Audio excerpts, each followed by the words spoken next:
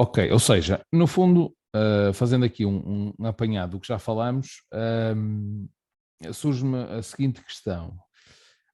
Achas, na tua opinião, a agenda da descarbonização que a União Europeia tem vindo a definir ao longo dos últimos anos é incompatível com a independência energética da Rússia? Estamos a falar na Rússia, mas também já falámos noutros players, ou seja, da forma como as coisas, conseguirmos fazer agora tudo ao mesmo tempo, não é? Como dizias há pouco no início da conversa, o que pode acontecer é haver uma transição energética de forma desordenada. No fundo, isso é a prova de que há aqui alguma incompatibilidade entre as duas coisas, ou seja, descarbonizarmos a economia ao mesmo tempo que queremos cortar, portanto, ser autodependentes do ponto de vista energético. E depois a outra questão é, vamos conseguir fazê-lo, ou seja, o que é que vai acontecer no inverno? Porque por agora até as coisas aparentemente estão a correr bem, entre aspas, não existe tanta necessidade de energia, mas há de chegar aí ao outono ou mesmo o inverno e se estivermos nesta situação como estamos atualmente, admito que alguns países vão ter que tomar algumas medidas mais drásticas. Achas que é isso que vai acontecer? Sim, o racionamento de energia parece-me inevitável em alguns países. Portanto, isso parece-me perfeitamente incontornável. É possível armazenar gás natural também. Portanto, Portugal tem gás natural armazenado, tem reservas e até poderia aumentar. Por exemplo, era possível nós importarmos muito mais do que aquilo que consumimos a nível nacional dos Estados Unidos, armazenar e depois exportar, neste caso por via marítima, que é a única solução neste momento. Mas o racionamento de energia em alguns países parece-me absolutamente incontornável no inverno. Ok. Alguns países mais desenvolvidos e com outra capacidade económica provavelmente irão conseguir encontrar outras fontes alternativas de fornecimento à custa precisamente de um aumento, parece-me também incontornável, da energia. Mas novamente a questão que é quanto é que nós estamos dispostos a pagar para sermos resilientes no inverno, um aumento das temperaturas, etc. Países ricos a nível europeu, caso a Alemanha, provavelmente estão dispostos a fazer esse pagamento e provavelmente a subsidiar os seus consumidores de forma a manterem-se, por exemplo, a indústria a mantê-la competitiva. Outros países não terão essa capacidade e isso vai significar atraso económico dos países. Isso é Ok. incontornável. E olhando agora para soluções alternativas de energia, ou seja, por exemplo, há pouco estávamos a falar na questão industrial e olhando especificamente para a questão industrial, algumas em algumas destas empresas estavam, a determinado momento, há algum tempo atrás, as empresas estavam a ponderar, a alterar, por exemplo, e face ao preço do gás, não, ao aumento do preço do gás, alterar, por exemplo, para biomassa. Isso é um caminho que faz sentido do ponto de vista, na tua opinião, a médio prazo mesmo, portanto, partindo do pressuposto que, bem, primeiro do ponto de vista de energia limpa, é ou não uma energia mais limpa do que o gás em todo o seu processo, não é? E depois é sustentável, Sim, é ou assim, é uma solução de recurso, no fundo. Eu digo sustentável do ponto de vista ou seja, porque as empresas neste momento, e olhando especificamente a Portugal, como já falámos, há aqui tipos de indústria, não é? Que estão muito dependentes do gás e que não conseguem e que estão com dificuldades e algumas empresas já recorreram a layoff, ou estão a recorrer a layoff, ou férias antecipadas, etc. Aquelas que estão altamente dependentes do gás porque algumas delas viram as suas faturas disparar 5, 10 vezes mais, não é? Portanto, é o suficiente para deixar da empresa ser rentável, não é? De estar a produzir com prejuízo, em muitos destes casos. E, portanto, em alguns casos, pôs essa questão da biomassa. Isso é uma solução, e eu faço já esta pergunta, porque a seguir vou-te fazer a mesma pergunta, mas relativamente à questão do hidrogênio, que é, digamos que, se calhar aqui do ponto de vista energético, a tecnologia onde existe mais expectativa para contornar estas questões. Mas a curto prazo, esta questão da biomassa faz sentido? Eu não sou um especialista, não sei dizer se a reconversão se estivermos a falar, por exemplo, de uma cogeração, que é a gás natural para biomassa, não sei dizer se em termos de custo-benefício, não sei quantificar se é ou não, se é ou não interessante do ponto de vista económico.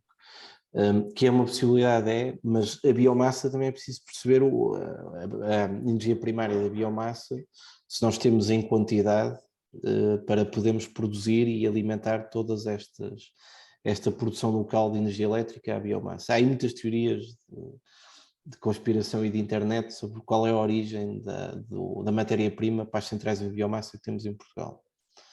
Que é uma questão que talvez na situação atual não é muito pertinente, mas no futuro, se nós começarmos a ter muita biomassa, é pertinente. Mas já agora qual é? Eu desconheço completamente. Em princípio, aquelas centrais a biomassa têm um impacto local. Portanto, a biomassa é local, permite a limpeza das matas, etc. Há casos bastante conhecidos, por exemplo, em Mortágua, que foi das primeiras, penso que a ter biomassa a nível nacional, o número de incêndios reduziu drasticamente porque as matas eram limpas e aproveitavam a biomassa local. Há outras matérias-primas, o caso das pellets, etc. Eu na biomassa não sou especialista, portanto não sei. O que sei é que mais uma vez, uma das questões que nós temos e quando nós pensamos na segurança de abastecimento, temos que olhar qual é a origem da matéria-prima e a quantidade que ela existe. Portanto, no gás natural tem sido falado, a origem é Rússia, e a própria quantidade do gás natural também pode ser regulada de alguma forma. A Rússia fez isso durante muitos anos para pressionar precisamente a Ucrânia e outros países onde de vez em quando fechava a torneira, por assim dizer. A biomassa também, ou seja, qualquer decisão que a gente tome, substituir consumo de gás natural por biomassa, temos que ver se existe segurança de abastecimento. E o que é a segurança de abastecimento? Que é, para o meu consumo anual, tenho matéria-prima, neste caso fonte de energia primária, que me permita produzir energia na quantidade que eu preciso. Esse é que é o ponto-chave. O mesmo se aplica à eólica e ao solar. Se nós daqui a 20 anos deixamos o gás natural, ou 10 anos, o que seja, com a hídrica, com a eólica, com o solar e mais uma outra tecnologia que possamos vir a ter, tenho segurança de abastecimento para satisfazer todo o meu consumo. Eu não sei, o Brasil, por exemplo, é um sistema elétrico predominantemente hídrico, portanto, com uma forte componente hídrica, e teve anos onde eles faziam racionamento de energia todos os dias, a uma determinada hora, era necessário fazer o racionamento. Certo. Eram anos de seca. E essa questão tem que ser analisada. Também a biomassa tem que ser analisada desse ponto de vista, que é se nós conseguimos garantir a mesma segurança de abastecimento que temos hoje com o gás natural, só com a biomassa. Ou seja, no fundo, basicamente é se todos agora nos lembrarmos de virarmos para a biomassa, se existe matéria-prima suficiente para toda a gente, não é? Ou seja, também não, é a velha questão, não podemos pôr os ovos todos na mesma cesta, não é? Portanto, temos que diversificar de alguma forma o risco da energia. Mas antes de irmos ao hidrogênio, deixa-me fazer uma questão para eu depois não me esquecer. Tu concordas que, do ponto de vista doméstico, os painéis solares, para quem tem uma vida, se calhar hoje em dia as coisas estão a mudar um pouquinho por força da pandemia, mas numa vida normal, entre aspas, normal, imagino que a maior parte das famílias, portanto, sai de casa às horas que for, às 8 ou às 9 da manhã e volta às 6 ou 7 da tarde, ou seja, não estão em casa quando os painéis fotovoltaicos estão a produzir energia, portanto, o consumo de energia é residual, não é? E a principal problemática desta questão está nas baterias, não é? Que aparentemente ainda são muito caras e não compensam. Eu acho que isto esta é a minha opinião pessoal e queria que me desse a tua opinião e se eu estiver errado, seria interessante de perceber isso. Ou seja, não é uma espécie de mito urbano a questão dos painéis fotovoltaicos para residências domésticas, para quem não passa o seu dia em casa, para famílias que habitualmente não passam o seu dia em casa, não é? Porque, e pelo menos enquanto não vem baterias a um custo razoável, quer dizer, os painéis fotovoltaicos produzem energia ali, não sei, entre as 10, meio-dia, portanto, entre as 10, 11, depende, depois também se é verão, se é inverno, não é? Mas quando o sol está num eixo mais vertical, se a pessoa não está em casa a consumir energia, é só aquela energia residual, não é, dos eletrodomésticos que ficam em stand-by, outros frigoríficos, etc. Quer dizer, não há aqui uma... E estou a dizer isto porque dá-me a impressão que se vende a ideia às pessoas, naturalmente, até pelas próprias comercializadoras de energia, que hoje em dia tentam, portanto, oferecem soluções deste género às pessoas para instalarem painéis fotovoltaicos, que vai reduzir a sua fatura energética, etc, etc. Mas na prática, isto não é, de alguma forma, um mito urbano, ou seja, isto para a família em si, provavelmente, primeiro que vai ter um payback, recuperar o investimento, vai demorar muitos mais anos que aquilo. Isto é maioritariamente bom, é para quem está, para o comercializador de energia, que vai ficar com o excedente e vai injetá-lo na rede e vendê-lo, não é? Mas corrijo-me se estiver enganado, porque eu tenho esta ideia. Isto é completamente diferente depois para a indústria, não é? Que é o contrário, que produz, sobretudo nas horas de... Mas faz sentido este raciocínio? Depende. Depende porque depende muito das potências que nós estamos a falar. Ou seja, nós fizemos aqui há alguns anos, talvez 6, 7 anos, até há algum tempo, uma análise do custo-benefício de um cliente doméstico para diferentes categorias de potência contratada e para diferentes tipologias de diagramas de carga. Até que valor de fotovoltaico ele tinha retorno de investimento.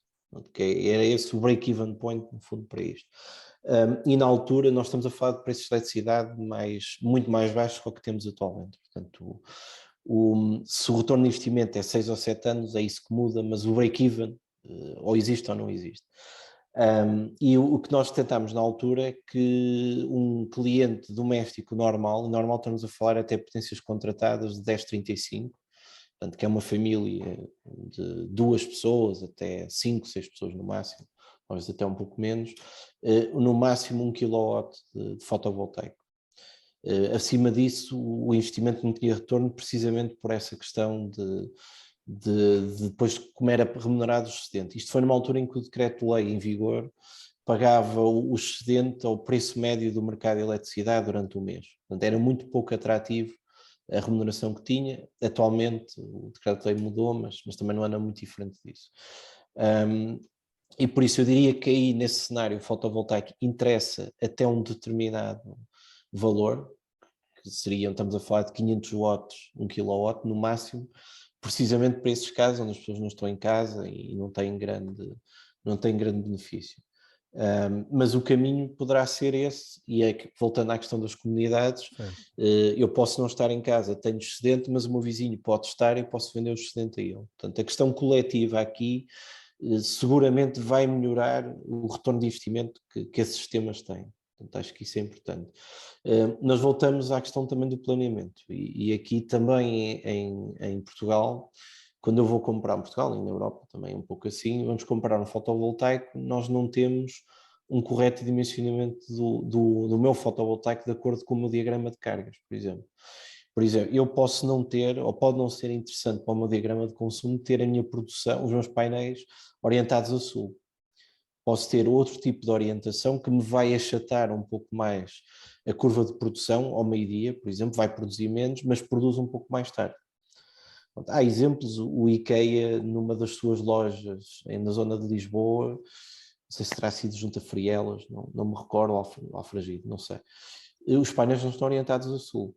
O que é que eles fizeram? Eles dimensionaram os painéis, quer na sua potência, quer na sua orientação, de acordo daquilo que era o diagrama de carga da loja. Sim. De toda a loja. Portanto, isso permite-lhes, produzem menos em termos energéticos, em termos totais, mas aproveitam mais a energia produzida em autoconsumo. Portanto, e é isso que precisamente tem que ser feito, ou seja, uma oferta a um cliente, o cliente que vai investir em fotovoltaico tem que ser algo absolutamente planeado à medida daquele cliente, considerando o seu diagrama de cargas, a sua tarifa e a sua expansão. Uma pessoa que vai querer ter um veículo elétrico e mediante os seus hábitos, por exemplo, de carregamento, se calhar interessa ter um pouco mais de fotovoltaico, mais tarde vai ter o seu veículo elétrico e tira partido disso e melhora a taxa de retorno. A indústria tem um problema diferente, que é espaço.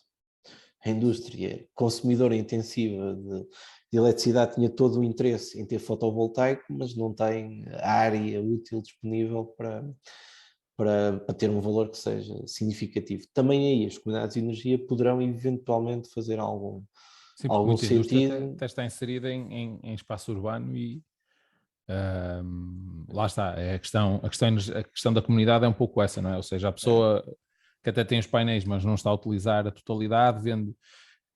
Bem, isso não há de ser impossível, mas existem casos, existem alguns pilotos, até em Portugal, não é? Nesse sentido, mas são projetos que foram montados para esse efeito, precisamente para testar, não é? Portanto, num contexto de demonstração. Mas vês que isto possa ser uma realidade a médio prazo, ou seja, porque isto depois depende, portanto, carece aqui de interconexão entre estes agentes, não é? Isto depois tem que ser feito de forma automática, diria eu, não é? Não vou estar depois a falar com o vizinho de A, B ou C, não é? Como é que isto tem que funcionar de uma forma, digo eu, natural, de forma, não sei se existem soluções digitais até para integrar sistemas, o que quer que seja para este tipo de, não sei, para que a tomada de decisão seja automática. Já existem casos destes, ou vês que isto possa existir a curto prazo? Nós estamos a trabalhar isso no Inesctec, inclusive temos um projeto piloto no Parque Empresarial da Sonai na Maia, precisamente para fazer estes conceitos, usando blockchain, etc. E essa tecnologia existe e há noutros países europeus casos de sucesso com isso. Eu tenho medo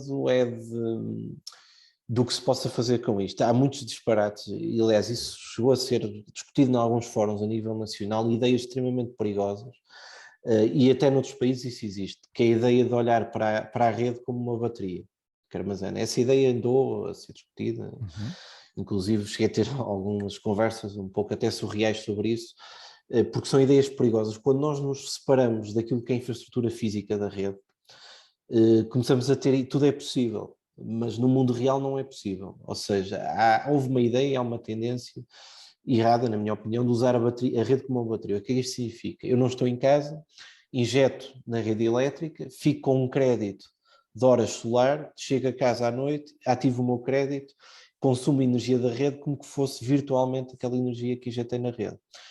Qual é o problema disto? É que se todos fizermos isto, não há rede, porque Certo. vamos estar todos a injetar à mesma hora, a rede não consegue acomodar aquela produção e vamos todos consumir convocadas a todos à mesma hora, porque é para um veículo elétrico, e a rede também não consegue acumular isto. Portanto, seja qual for o modelo de negócio que aqui seja implementado, de compra e venda de energia, etc., ele tem sempre que ter em conta a infraestrutura física, que é a rede elétrica, os cabos. E muitas vezes isso é esquecido, e depois, do ponto de vista técnico, o modelo de negócio simplesmente não funciona porque a rede não o permite. Há restrições técnicas. Uma rede elétrica tem níveis de tensão que tem que garantir, tem correntes máximas nas suas linhas que não as pode ultrapassar, porque se as ultrapassar as linhas são por simplesmente desligadas e, portanto, esses modelos têm que ser compatíveis com isso. E o meu medo e o que eu tenho visto a nível mundial, não é só uma questão nacional, é que estamos a começar a ter demasiada criatividade e demasiada imaginação para isto, quando a realidade, infelizmente, não o permite. Certo. Mas isso o que é que significa? Porque é que a realidade não. Estamos a ter demasiadas ideias, ou seja, estamos a desfocar de soluções concretas? É no fundo isso? Não, eu acho que nós estamos a tendência nesta área, no setor energético, há muitas empresas que vêm de fora e muita gente que tem muito interesse, investe e bem, mas está-se a abandonar a engenharia, propriamente dita, a parte do funcionamento e os princípios fundamentais de funcionamento de um sistema elétrico e de uma rede elétrica, e a pensar-se demasiado em negócios, em tecnologias digitais como um blockchain, inteligência artificial, etc., quando existe uma verdadeira restrição física naquela rede.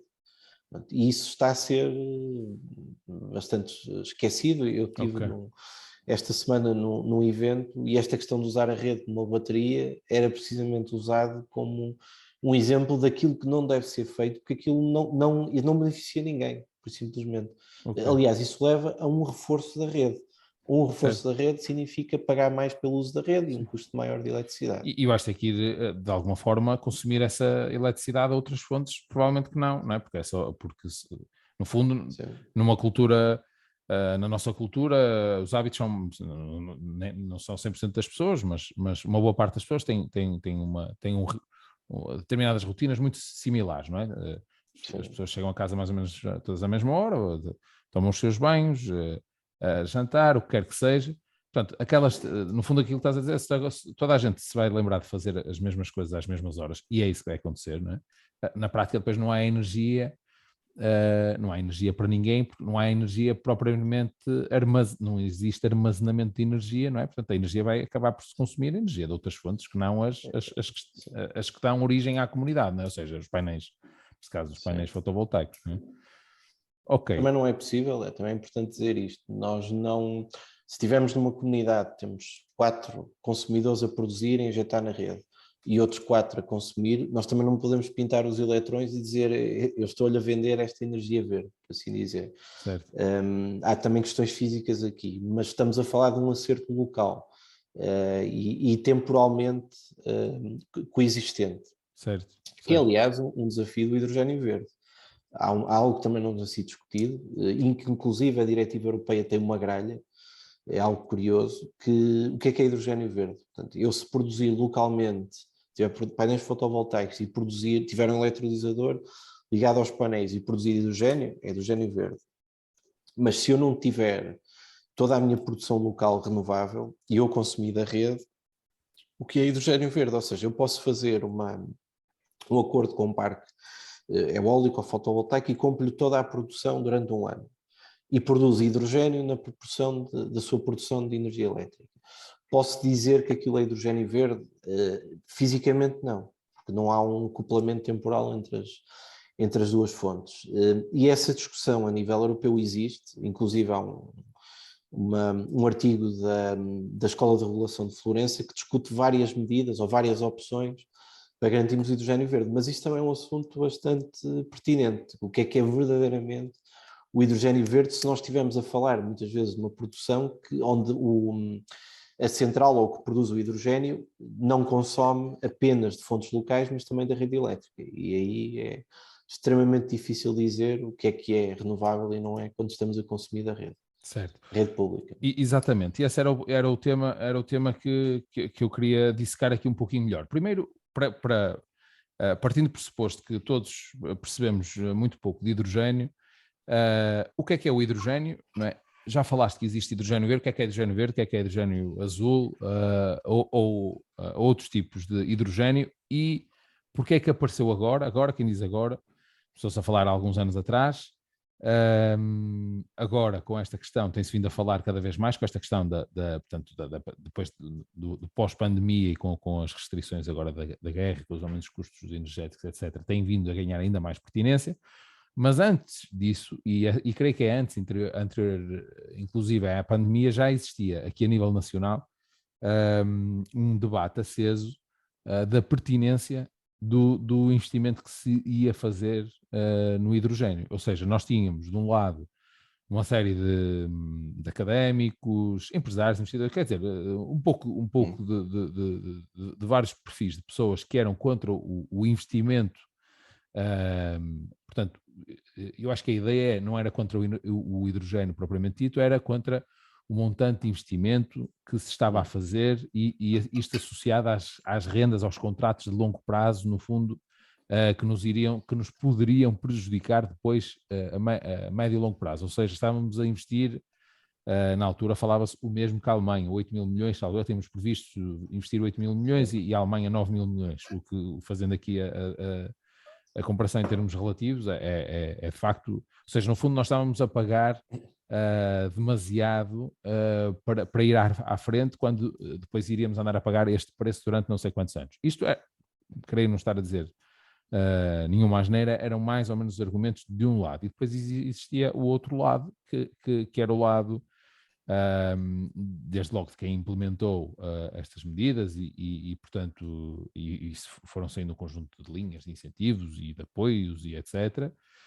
E ainda existem, E, portanto, que existia aqui uma linha de pensamento oposta, ou seja, que deveríamos investir no hidrogênio porque era a solução. Portanto, no fundo, isto são várias questões, mas a ideia é o que é o hidrogênio, porque é que se tornou pertinente nos últimos anos, porque é que não se falou disto antes, porque agora, e o porquê destas duas fações, chamamos-lhe assim,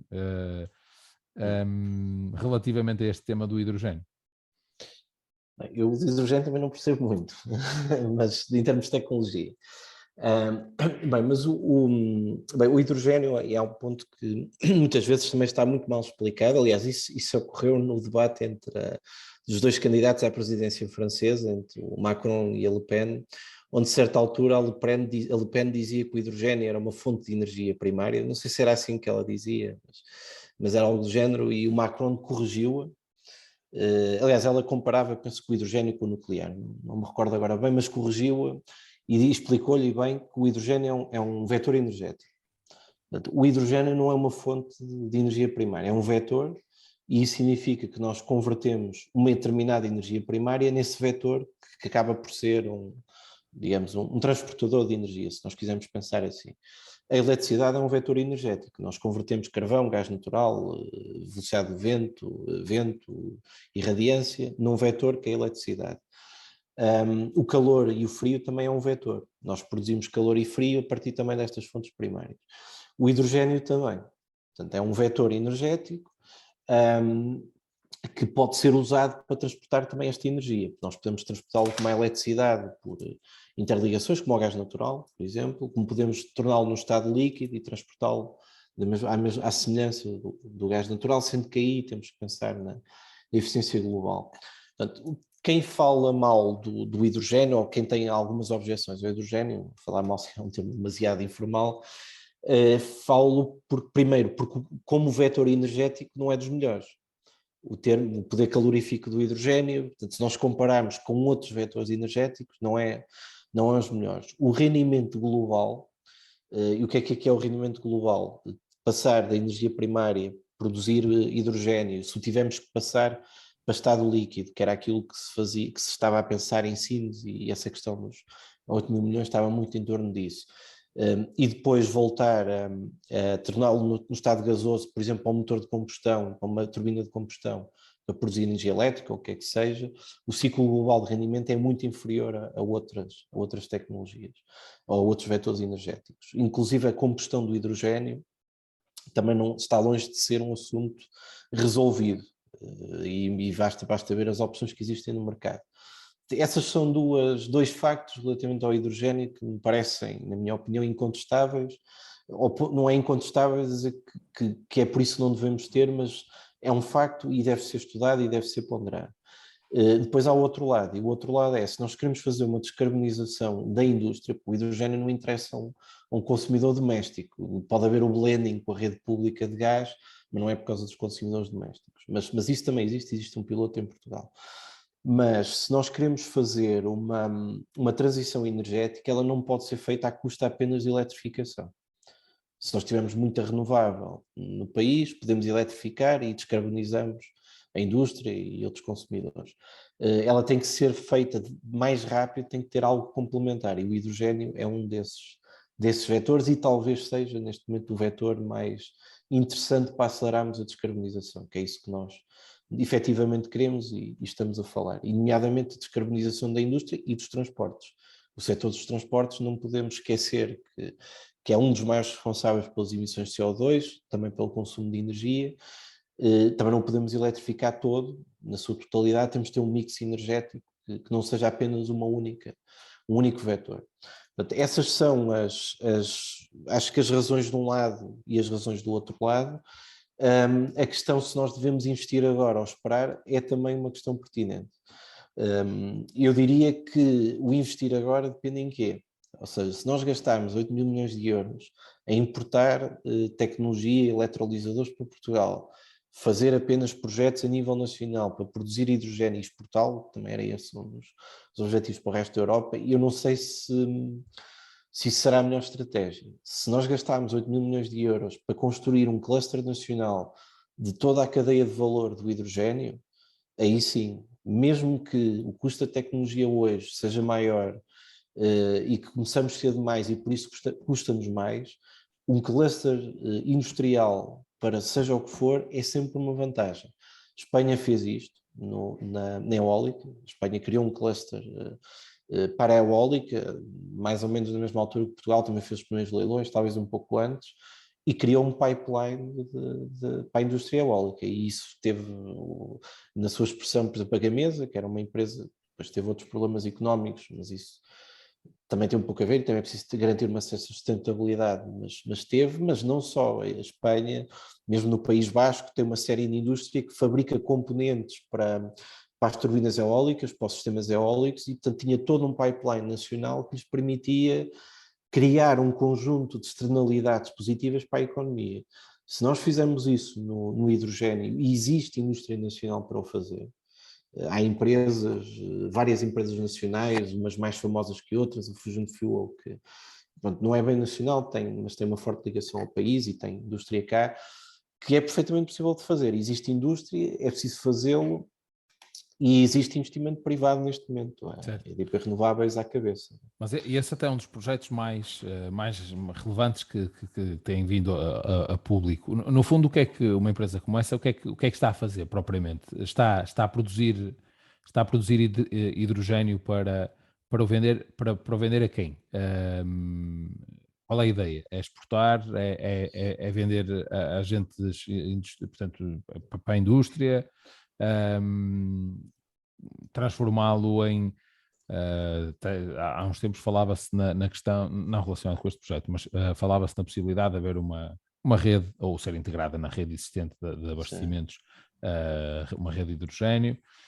Qual é que é a lógica de uma empresa que tem como missão unicamente a produção de hidrogênio verde? E depois outra questão, que é, Portugal tem características boas para o efeito, não é? Porque supostamente o hidrogênio verde, e corrijo-me se eu estiver a dizer alguma asneira, é produzido a partir portanto, uma fonte limpa de energia, não é? Ou seja, é produzido a partir do fotovoltaico, por exemplo, não é? Para ser verde. Portanto, Portugal, nesse caso, está bem posicionado por causa das horas de sol e tudo mais. Tem aí um ganho de competitividade face a outros países e isso dá-nos alguma vantagem. É um pouquinho esta a lógica que... Sim, fotovoltaico e eólica, inclusive, o projeto de Sines até é híbrido, tem as duas, porque as duas fontes, a complementaridade das duas é interessante para aumentarmos o número de horas de funcionamento do eletrolisador e de produção de hidrogênio. Eu diria que depende do tipo de projeto e da dimensão do projeto. Portanto, se nós estamos a falar daquilo que no sistema elétrico se chama produção distribuída, que são pequenos produtores distribuídos pela rede, que injetam na rede, aqueles pequenos parques fotovoltaicos, nós vamos ver isso também no hidrogênio, ou seja, vamos ter pequenos produtores que pode ser até indústria que tem excedente de hidrogênio e que injetam excedente na rede pública de gás. Portanto, isso é um cenário incontornável. E nós temos uma produção local do hidrogênio, em vez de serem grandes projetos, porque há duas linhas do hidrogênio, os contra e a favor, mas depois também há quem é a favor, mas contra os grandes projetos de hidrogênio, como por exemplo é o caso de Sines. Portanto, isso também tem que ser pensado, o modelo de negócio depende da dimensão do projeto. Portanto, nós temos produção de hidrogênio para consumo local, sem dúvida nenhuma, inclusive a indústria que, aos dias de hoje, a Bondalti produz hidrogênio, não é hidrogênio verde, mas produz hidrogênio. Podemos ter casos, que era o caso do projeto de Sines, que a ideia era exportar para o norte da Europa e em estado líquido. E esse é um outro modelo que tem as suas vantagens e também se tem que analisar as suas desvantagens. E eu acredito que haverá uma maior descentralização do hidrogênio, mas isso também vai depender da tecnologia, do custo do eletrolisador por quilowatt e a forma como isso pode ser feito. Há pouco falávamos da biomassa, nós podemos ter fotovoltaico, produção de uma central de cogeração de calor e eletricidade a partir de hidrogênio misturado com gás natural ou até no futuro 100% hidrogênio, porque nós também temos que descarbonizar o calor, por exemplo, que a indústria consome. Certo. Pronto, e essa era a questão que eu ia fazer agora, ou seja, como é que isto pode ser interessante para a indústria, a questão do hidrogênio, ou seja, é interessante, ou seja, de forma prática, uma empresa que hoje esteja com o problema do gás caro, consegue resolver isto ao dia de hoje já com a questão do hidrogênio, ou seja, o que é preciso para uma empresa, uma cerâmica, por hipótese, não é? Que tem custos energéticos altíssimos, gás, não é? Geralmente. Há uns anos ainda havia umas a carvão, eu não sei se ainda existe uma outra. Há uns anos não há muitos, e que se calhar agora estaria a pagar até o preço da matéria-prima mais baixo do que gás, mas ou seja, lá está a questão da descarbonização, né? Apesar do gás também não ser, como disseste há pouco, não é uma energia propriamente limpa, mas imagino que o carvão seja pior ainda. Mas aqui a questão é, uma empresa dessas facilmente adota a tecnologia do hidrogênio? Assim, há sempre uma curva de aprendizagem e uma adaptação que as empresas têm que fazer. Atualmente, se eu tiver uma central de cogeração, tenho lá uma turbina a gás, uma cogeração a gás natural, aquela turbina e o fabricante, ela apenas opera até um determinado nível de mistura de hidrogênio com gás natural. Tudo que seja acima de 20%, ela por simplesmente não funciona e é necessário fazer alguma adaptação da turbina. Portanto, essa curva de aprendizagem ainda estamos no início dela. Certo. E a indústria terá que a fazer. Mas há projetos, o PRR tem, aliás isso é público nas notícias, um projeto precisamente na indústria do vidro e da cerâmica da Marinha Grande, que é o Marinha Grande Hidrogênio Valley ou algo do género. Portanto, esse interesse, isso é uma solução interessante para a indústria, se conseguimos adaptar as instalações que existem e torná-las compatíveis com o hidrogênio. A vantagem para eles é, se for hidrogênio verde, tem uma descarbonização que permite-lhes ter uma maior descarbonização e o custo à partida do hidrogênio ao preço que está atualmente o gás natural pode vir a ser competitivo e a eletricidade. Certo. Mas também nisso temos que pensar na sazonalidade, não é? Porque atualmente é o que existe, mas se calhar daqui a 3, 4 anos temos um cenário completamente inverso e o investimento feito hoje, daqui a 3 anos pode não ser rentável, por exemplo. E acho que isso é necessário ser considerado. Certo, ou seja, no fundo estamos numa fase de demonstração, portanto ainda de desenvolvimento e de teste e de demonstração desse tipo de tecnologia para perceber se efetivamente isso funciona, certo? Sim. É um pouquinho isso. Ou Sim. seja, ainda precisa aqui de alguma maturidade, não é do dia para a noite que isto se vai resolver.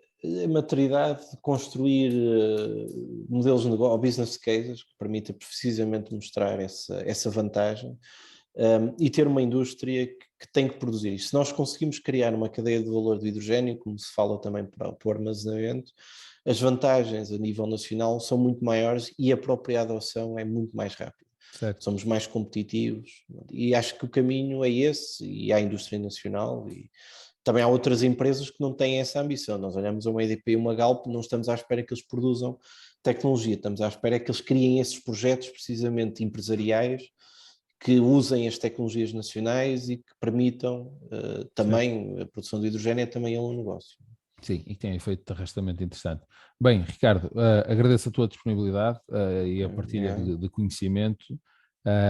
Creio que foi uma conversa bastante enriquecedora para todos e agradeço uma vez mais a tua disponibilidade para ter estado presente no podcast. Ok, obrigado.